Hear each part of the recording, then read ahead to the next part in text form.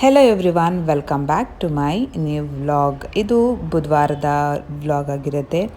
ಇವತ್ತು ನಮ್ಮ husband birthday ಇದೆ. ಎಲ್ಲರೂ ವಿಶ್ ಮಾಡಿ. ಮತ್ತು ಇವತ್ತೊಂದು ಸಿಂಪಲ್ ಕೊಲಾಬ್ರೇಷನ್ ಆಗಿರುತ್ತೆ ಅಷ್ಟೇ. ಸಿಂಪಲಾಗಿ ಮನೇಲಿ ಸೆಲೆಬ್ರೇಟ್ ಮಾಡ್ಕೊಳ್ಳೋದು.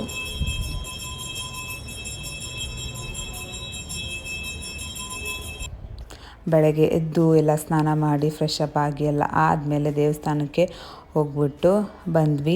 ನಾರ್ಮಲಾಗಿ ನಾವು ಗಣೇಶ ಟೆಂಪಲ್ಗೆ ಜಾಸ್ತಿ ಹೋಗೋದು.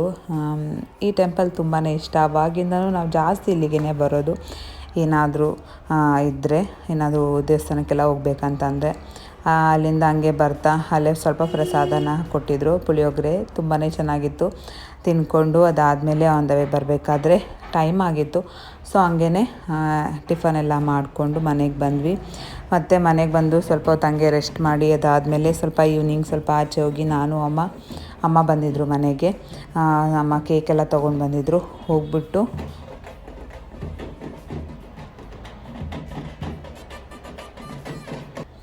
ಬರಬೇಕಾದ್ರೆ ಸ್ವಲ್ಪ ಜ್ಯೂಸ್ ಮತ್ತು ಸ್ವಲ್ಪ ಸ್ನ್ಯಾಕ್ಸ್ ತೊಗೊಂಡು ಬಂದ್ವಿ. ತಿನ್ನೋಣ, ತುಂಬ ದಿವಸ ಆಗಿತ್ತು. ಜಾಸ್ತಿ ಎಲ್ಲ ತಿನ್ನಲ್ಲ, ಯಾವಾಗಾದರೂ ರೆಗ್ಯುಲರಾಗಿ ಮಾತ್ರ ತಿನ್ನೋದು. ಅಮ್ಮನೂ ನಾನು ತಿಂತೀನಿ ಅಂದರು. ಸರಿ ಅಂತ ಅಂದ್ಬಿಟ್ಟು ತೊಗೊಂಡು ಬಂದರು. ಎಲ್ಲ ತಿಂದ್ಕೊಂಡು ಕುಡ್ಕೊಂಡು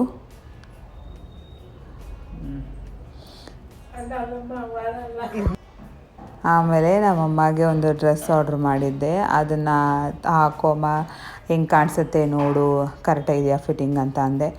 ಕರೆಕ್ಟಾಗಿತ್ತು. ಆಮೇಲೆ ಒಂದು ಡ್ಯಾನ್ಸ್ ಮಾಡು ಅಂದೆ. ಆಮೇಲೆ ಹಂಗೆ ಒಂದು ಡ್ಯಾನ್ಸ್ ಮಾಡ್ತಾಯಿತ್ತು.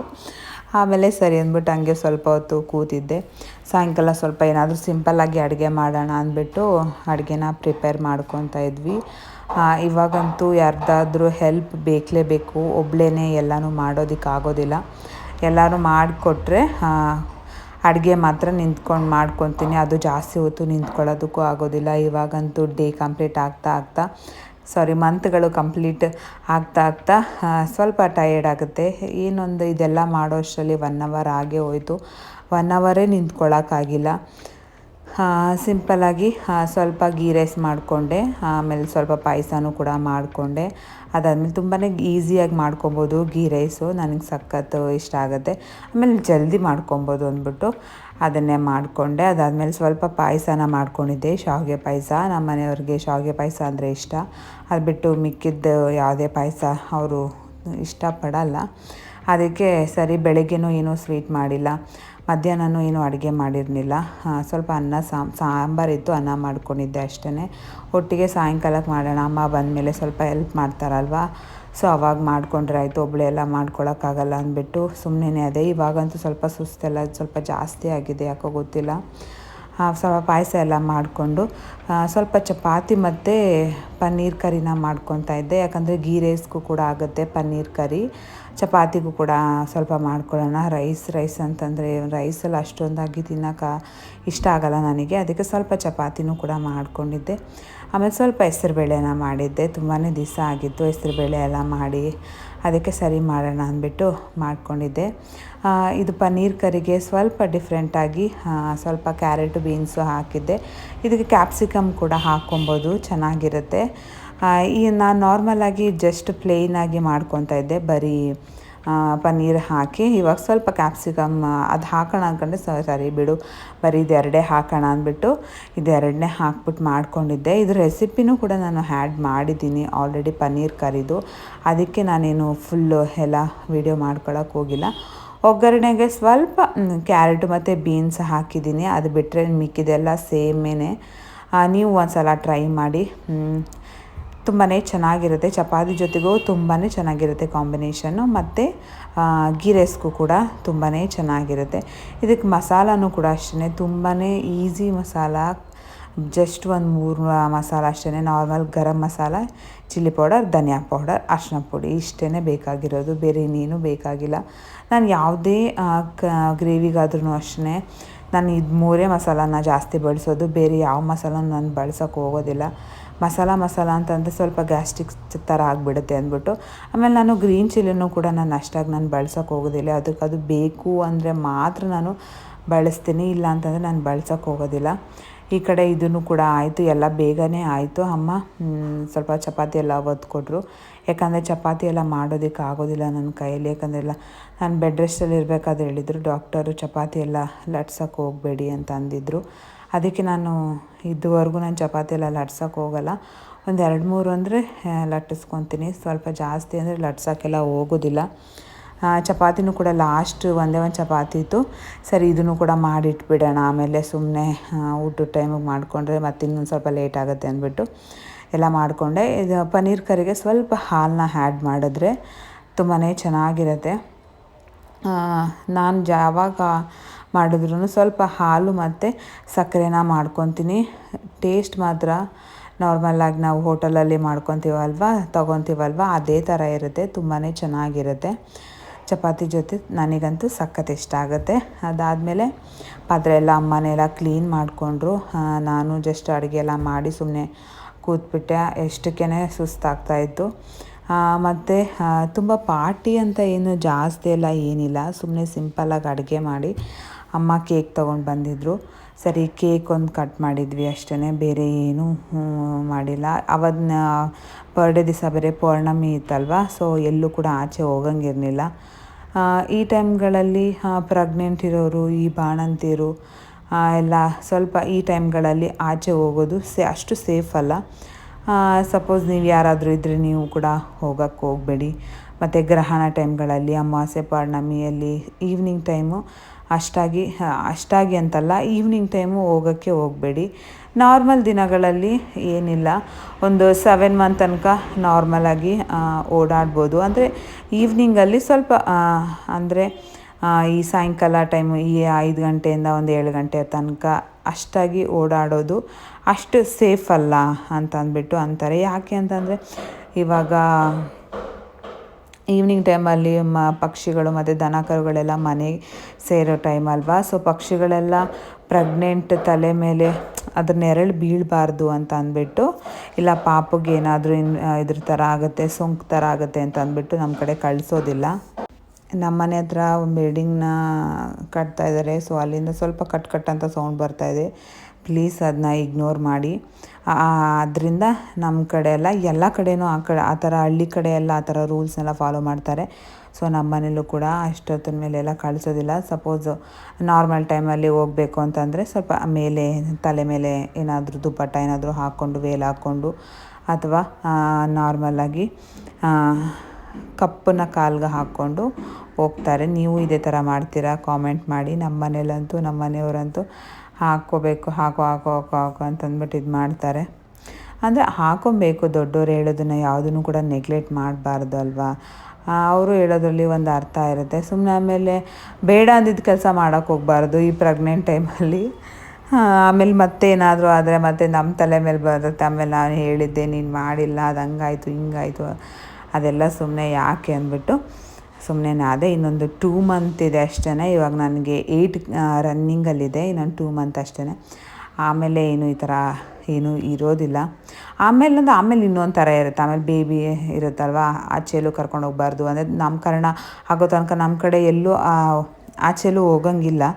ಹೋದರೆ ಹಾಸ್ಪಿಟಲು, ಬಂದರೆ ಮನೆ, ಆ ಥರ ಇರುತ್ತೆ. ನಾಮಕರಣ ಆದಮೇಲೆ ಹೋಗ್ಬಿಟ್ಟು ಬರ್ಬೋದು, ಆ ಥರ ಇರುತ್ತೆ. ನೆಕ್ಸ್ಟ್ ಮಂತು ಸೀಮಂತ ಇದೆ. ಇನ್ನೂ ಪ್ರಿಪ್ರೇಷನ್ಗಳೆಲ್ಲ ಇನ್ನೂ ಏನೂ ಸ್ಟಾರ್ಟ್ ಆಗಿಲ್ಲ. ಎಲ್ಲ ನೋಡ್ಕೊಂಡಿದ್ದೀವಿ, ಅಡ್ವಾನ್ಸ್ ಇನ್ನೂ ಕೊಟ್ಟಿಲ್ಲ. ನೆಕ್ಸ್ಟ್ ಮಂತು ಎಲ್ಲ ಕನ್ಫರ್ಮ್ ಮಾಡ್ಕೊಳ್ಳೋಣ ಅಂದ್ಕೊಂಡಿದ್ದೀವಿ. ಈ ಮಂತಲ್ಲಿ ಇದೆ ಏನಪ್ಪ, ಫೋಟೋಶೂಟ್ ಇದೆ. ಫೋಟೋಶೂಟ್ಗೆಲ್ಲ ಆಲ್ಮೋಸ್ಟ್ ಅಲ್ಲಿ ಪ್ರಿಪ್ರೇಷನ್ ಆಗಿದೆ. ನೆಕ್ಸ್ಟ್ ವೀಕಲ್ಲಿದೆ, ಅದು ಕೂಡ ನಾನು ವೀಡಿಯೋನ ಅಪ್ಲೋಡ್ ಮಾಡ್ತೀನಿ. ಅದಾದಮೇಲೆ ಎಲ್ಲ ಅಡುಗೆ ಮಾಡಿ ಎಲ್ಲನೂ ಎತ್ತಿಟ್ಟು ಊಟಕ್ಕೆಲ್ಲ ರೆಡಿ ಮಾಡಿಬಿಟ್ಟು, ಅದಾದಮೇಲೆ ಸರಿ ಕೇಕ್ನ ಕಟ್ ಮಾಡಿ ಆಮೇಲೆ ಊಟ ತಿನ್ನೋಣ ಅಂತಂದ್ಬಿಟ್ಟು ಇಲ್ಲಿ ಸಿಂಪಲಾಗಿ ಒಂದು ಕೇಕ್ನ ಕಟ್ ಮಾಡ್ತಾಯಿದ್ದೀವಿ ಅಷ್ಟೇ. ಬೇರೆ ಇನ್ನೇನು ಸೆಲೆಬ್ರೇಷನ್ ಏನೂ ಇಲ್ಲ. ಕೇಕ್ ಕಟ್ ಮಾಡಿ ಕೇಕ್ ತಿಂದು, ಕೇಕ್ ಫ್ಲೇವರ್ ಬಟರ್ ಸ್ಕಾಚ್ ತೊಗೊಂಡು ಬಂದಿದ್ವಿ. ಚೆನ್ನಾಗಿತ್ತು ಫ್ಲೇವರು. ಅದಾದಮೇಲೆ ಕೇಕೆಲ್ಲ ತಿಂದ್ಕೊಂಡು ಸ್ವಲ್ಪ ಹಂಗೆ ಮಾತಾಡಿಕೊಂಡು ಹಂಗೆ ಸುಮ್ಮನೆ ಟೈಮ್ ಸ್ಪೆಂಡ್ ಮಾಡ್ಕೊಂಡ್ವಿ. ತುಂಬ ಗ್ರ್ಯಾಂಡಾಗಿ ಸೆಲೆಬ್ರೇಟ್ ಮಾಡೋರು ಮಾಡ್ಕೊತಾರೆ. ನಮಗೆ ಈ ಥರ ಸಿಂಪಲ್ಲಾಗೇ, ಅದು ಈ ಟೈಮಲ್ಲಿ ಎಲ್ಲೂ ಆಚೆ ಎಲ್ಲ ಹೋಗೋದಕ್ಕಾಗೋದಿಲ್ಲ. ಕೇಕೆಲ್ಲ ತಿಂದ್ಕೊಂಡು ಊಟ ಎಲ್ಲ ಮಾಡಿಕೊಂಡು ಇನ್ನೇನು ನಾರ್ಮಲಾಗಿ ನಾರ್ಮಲ್ ಕೆಲಸ ಇರುತ್ತಲ್ಲ, ಪಾತ್ರೆ ಎಲ್ಲ ಅಮ್ಮನೇ ಎಲ್ಲ ತೊಳೆದ್ಬಿಟ್ಟು ಇರ್ತಾರೆ. ಸೊ ಇವಾಗಂತೂ ಡೈಲಿ ವೀಡಿಯೋನೆಲ್ಲ ಮಾಡ್ಕೊತಾ ಇದ್ದೀನಲ್ವ, ವೀಡಿಯೋ ನೋಡು, ಆ ವೀಡಿಯೋ ಫೋಟೋ ಇದು ಮಾಡ್ಕೊತಾ ಇದ್ದಾರೆ, ಅದು ಇದು ಅಂತ ಸುಮ್ಮನೆ ಅದು ಫೋನ್ ತೆಗೆದ್ರೆ ಸಾಕು, ವೀಡಿಯೋ ಮಾಡ್ತಾಯಿದ್ದಾಳೆ ಅಂತ ಅಂತಾರೆ. ಇವಾಗ ಏನಾಗ್ಬಿಟ್ಟಿದೆ ಅಂತಂದರೆ ಏನಾದರೂ ಮಾಡಿದ್ರೆ ವೀಡಿಯೋ ಮಾಡ್ಕೊಳ್ಳೋದು ಅಭ್ಯಾಸ ಆಗ್ತಾಯಿದೆ ಇವಾಗ. ಮೊದಲು ಅಂತಂದರೆ ಡೈಲಿ ವೀಡಿಯೋಸ್ ಎಲ್ಲ ಮಾಡ್ಕೊಳ್ಳೋಕ್ಕೆ ಅಂದರೆ ಮರ್ತೋಗ್ಬಿಡ್ತಾಯಿದ್ದೆ. ಆ ವೀಡಿಯೋಸ್ ಮಾಡ್ಕೊಂಡು ಎಲ್ಲ ಆದಮೇಲೆ ನೆನಪಾಗ್ತಾಯಿತ್ತು. ಆಮೇಲೆ ಇವನು ನಮ್ಮ ಅತ್ತೆ ಮಗ ಇವನು ನನ್ನ ವೀಡಿಯೋನ ಮಾಡ್ಕೊಬೇಡ, ನೀನು ನನ್ನ ವೀಡಿಯೋ ಹಾಕಬೇಡ ಅಂತ ಇದ್ದ. ಅದಕ್ಕೆ ನೀನೇ ನಾನು ಹಿಂಗೆ ಓವರಾಗಿ ಆಡಿದ್ರೆ ನಿನ್ನನ್ನೇ ಹೈಲೈಟ್ ಮಾಡಿ ಹಾಕ್ತೀನಿ ಅಂತ ಇದ್ದೆ. ಏನೋ ಗೊತ್ತಿಲ್ಲ, ಮೇ ಬಿ ಅವರ ಏನೋ ಅವ್ರದ್ದೊಂದು ಏನಿಲ್ಲ, ಅವನು ಮೇ ಬಿ ಅವ್ರ ಲವರ್ ಇದ್ದಾರೆ, ಏನೋ ಹೇಳಿದ್ಲೇನೋ ಗೊತ್ತಿಲ್ಲ ಏನಂತ. ಮೇ ಬಿ ಅವನಿಗೆ ನಾಚಿಕೆ ಇರ್ಬೋದೇನೋ, ಏನಂತ ಗೊತ್ತಿಲ್ಲ.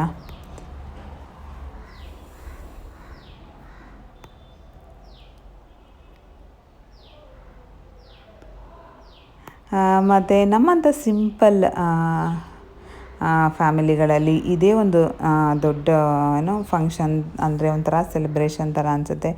ಯಾರ್ದಾದ್ರೂ ಬರ್ಡೇ ಬಂದರೆ ಕೇಕ್ ಕಟ್ ಮಾಡೋದೇ ಒಂದು ಸೆಲೆಬ್ರೇಷನ್ನು. ಮಿಡ್ಲ್ ಕ್ಲಾಸ್ ಫ್ಯಾಮಿಲಿಯವ್ರಿಗೆ ಕೇಕ್ ಕಟ್ ಮಾಡೋದೇ ಒಂದು ಸೆಲೆಬ್ರೇಷನ್ ಥರ ಇರುತ್ತೆ. ಇನ್ನು ಸೆಲೆಬ್ರೇಷನ್ ಮಾಡೋದ್ರಂತೂ ಇನ್ನೂ ನೆಕ್ಸ್ಟ್ ಲೆವೆಲ್ಲು ಖುಷಿ ಆಗ್ತಾ ಇರುತ್ತೆ. ನಮ್ಮ ಮನೆ ಹತ್ರಂದು ಈ ಕಟ್ ಅಂತ ಸೌಂಡ್ ಬರ್ತಾಯಿದೆ, ನನಗೇ ಇರಿಟೇಟ್ ಆಗ್ತಾಯಿದೆ. ನಿಮ್ಗೆ ಅದೇನಾದರೂ ಜಾಸ್ತಿ ಕೇಳಿಸ್ತಾ ಇದ್ದರೆ ಪ್ಲೀಸ್ ಅದನ್ನು ಇಗ್ನೋರ್ ಮಾಡಿ. ಅದನ್ನು ವೆಯ್ಟ್ ಮಾಡ್ಕೊತ ಕೂತ್ಕೊಂಡ್ರೆ ನಾನು ವಾಯ್ಸ್ ಓವರು ಕೊಡೋಕ್ಕಾಗಲ್ಲ, ಏನೂ ಮಾಡೋಕ್ಕಾಗಲ್ಲ. ಅವರು ಸೌಂಡ್ ಮಾಡ್ತಾನೆ ಇರ್ತಾರೆ, ನಾನು ವೀಡಿಯೋನೂ ಮಾಡೋಕ್ಕಾಗಲ್ಲ, ಸುಮ್ಮನೆ ಇರಬೇಕಾಗತ್ತೆ. ಮತ್ತು ವೀಡಿಯೋಸು ಇಷ್ಟ ಆಗ್ತಾಯಿದೆಯಾ ಏನು ಅಂತ ಕಾಮೆಂಟ್ ಮಾಡಿ. ವೀಡಿಯೋ ಇಷ್ಟ ಆಗಿದ್ದರೆ ಪ್ಲೀಸ್ ಸಬ್ಸ್ಕ್ರೈಬ್ ಮಾಡಿಕೊಂಡು ಸಪೋರ್ಟ್ ಮಾಡಿ. ಯಾವ ಥರ ವೀಡಿಯೋಸ್ ಬೇಕು ಅನ್ನೋದನ್ನು ಕಾಮೆಂಟ್ ಮಾಡಿ ಹೇಳಿ, ನಾನು ಅದೇ ಥರ ವೀಡಿಯೋಸ್ಗಳನ್ನ ಮಾಡಿ ಅಪ್ಲೋಡ್ ಮಾಡ್ತೀನಿ. ಮತ್ತು ಶೋಭಾ ಅನ್ನೋರು ಹೇರ್ ಕಟ್ ವಿಡಿಯೋ ಮಾಡಿ ಹಾಕಿ ಅಂತ ಕೇಳ್ತಾಯಿದ್ರು. ಇವಾಗ ಪ್ರೆಗ್ನೆಂಟ್ ಟೈಮಲ್ಲಿ ಹೇರ್ ಕಟ್ ಎಲ್ಲ ಮಾಡೋಂಗಿಲ್ಲ, ಸೊ ಅದರಿಂದ ಆ ವಿಡಿಯೋ ಎಲ್ಲ ಮಾಡೋದಕ್ಕಾಗೋದಿಲ್ಲ ಅಟ್ ಪ್ರೆಸೆಂಟ್. ಬೇಕಂದರೆ ಡೆಲಿವರಿ ಎಲ್ಲ ಆದಮೇಲೆ ಯಾವಾಗಾದರೂ ನಾನು ಆ ವಿಡಿಯೋನು ಮಾಡಿ ಹಾಕ್ತೀನಿ. ನಾನೇ ಹೇರ್ ಕಟ್ ಮಾಡ್ಕೊಂಡಿದ್ದೀನಿ, ಸೊ ಚೆನ್ನಾಗಿ ಬಂದಿದೆ. ಬೇರೆಯವ್ರಿಗೂ ಕೂಡ ನಾನು ಹೇರ್ ಕಟ್ ಮಾಡಿಕೊಟ್ಟಿದ್ದೀನಿ. ತುಂಬ ದೊಡ್ಡ ಹೇರ್ ಕಟ್ ಎಲ್ಲ ಮಾಡಿಕೊಟ್ಟಿಲ್ಲ, ಸಿಂಪಲಾಗಿ ವಿ ಶೇಪ್ ಅಥವಾ ಯು ಶೇಪು, ಈ ಥರ ಫ್ರಂಟಲ್ಲಿ ಸ್ವಲ್ಪ ಲೇಯರ್ ಥರ ಈ ಥರ ಹೇರ್ ಕಟ್ ಮಾಡಿಕೊಟ್ಟಿದ್ದೀನಿ.